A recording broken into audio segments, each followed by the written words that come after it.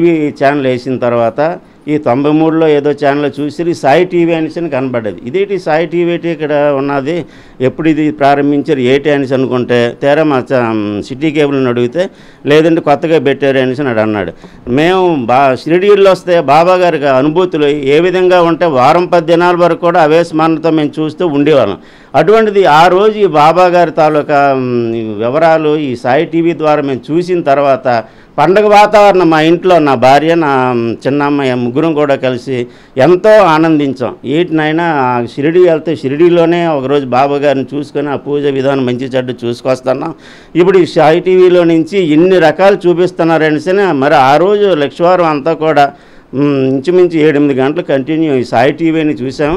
ఈ సాయి టీవీ వారు పెట్టిన ఈ శుభ సందర్భంలో నుంచి ఈ సాయి భక్తులందరూ కూడా ఇది ఒక మణిరత్నంగా మేము భావిస్తాం. ఈ సాయి టీవీ ఏర్పాటు చేసినటువంటి వారికి హృదయపూర్వకంగా నమస్కారాలు చేసుకుంటూ